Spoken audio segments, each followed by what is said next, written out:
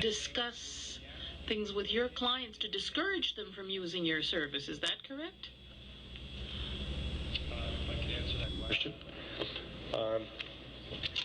I've acted and contacted many of the largest builders in Canada and offered them the instant payment confirmation so that they could know that their clients have paid the bill. And the banks, when they're spoken to, the banks have been able to put the clients off and give an answer that Peter has given here today. Our company doesn't store the username or password, unlike Cash Edge or Yodlee or any of the other aggregators that are out there today. So our company's focused on offering instant online debit payments to billers and to merchants. The equivalent would be operating a store as a credit card only store and not having the ability to have a debit payment. And that's what we've been offering to merchants and retailers across Canada for over 4 years now. And we've been stonewalled and not been able to get at the domestic business and have most of the retailers that Peter would represent on board with Use My Bank. Thank you, Mr. Chairperson. I thank you all for being here for this set of important hearings. I'll break mine down into two questions, one for Evan and the whole question of access, and then one for Susan on the question of check imaging. So Evan, earlier, I think sort of jokingly, one of my colleagues said, you know, we're acting as if this is a public service, access to banks. And I'm wondering how you understand financial services and the question of, I guess what I'm trying to understand is, isn't it a basic right of our society that one should have access to banking services at reasonable rates in their community? Well, the way I see it is, yes, I'd say it's a common right, but a lot of it has to do with the fact that it's just the way the banking system is set up. We don't have branches on every corner. Yes. We have ATMs on every corner. The banks save a lot of money by choosing to go with the route of ATMs over paying for rent, paying for employees to fill those banks. So this is the way the banks have chosen to set up their system, and it does have a certain level of convenience to the consumer, but it also has a certain level of convenience, to money-saving convenience to the banks. But the interesting thing is that the banks have been withdrawing that service, and as I said, a lot of the people I've spoken to feel that those services are being withdrawn in the low-income communities.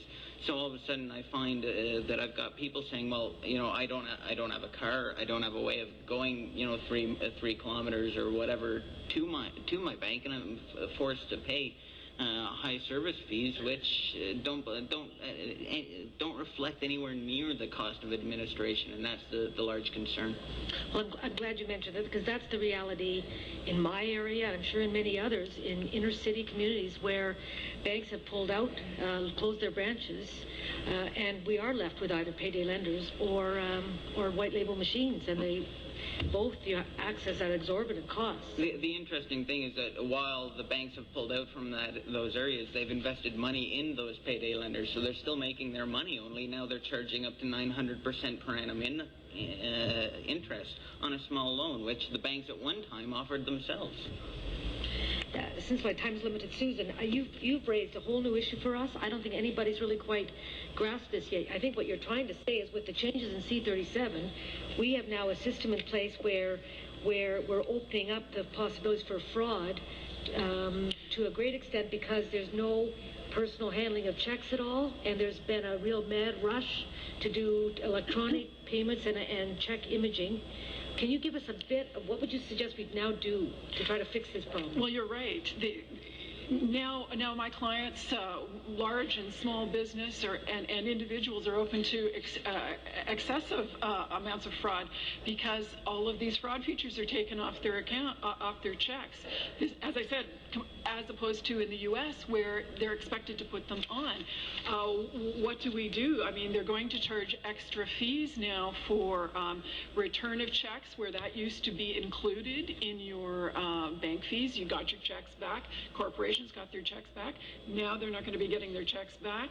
And what happens when there's a check scan and it's incorrect? We have no recourse built into C-37, whereas in other jurisdictions they have built in indemnities and warranties and the ability to get recredits quickly and within a standardized process.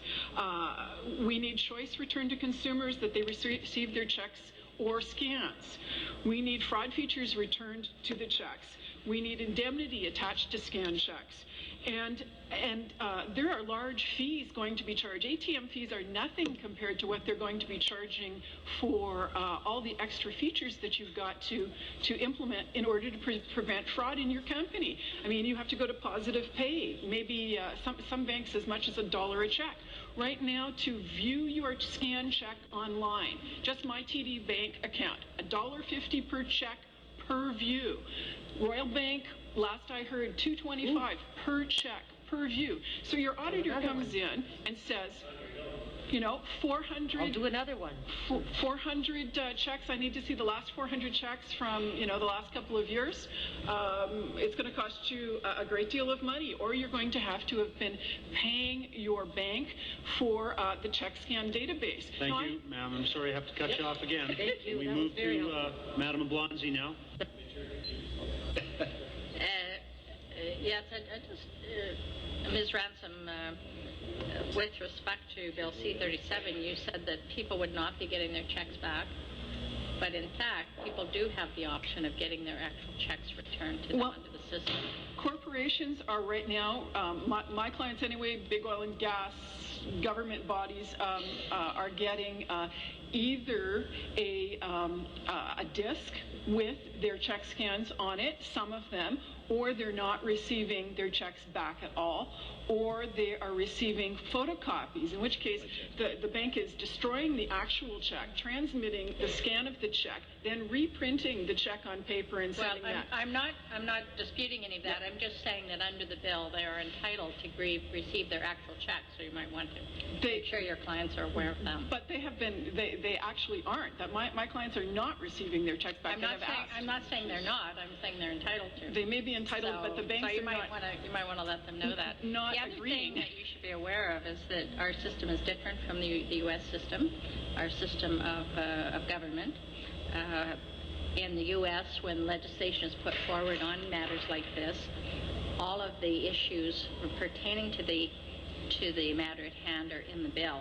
But in our system, we bring forward legislation and regulations which have a lot of the level of detail in that you say is missing. So you might want to look at all the regulations as they come out, and I think a lot of the issues you mentioned will be in those regulations. Will there be something in a bill to ask that the fraud features be put back on checks?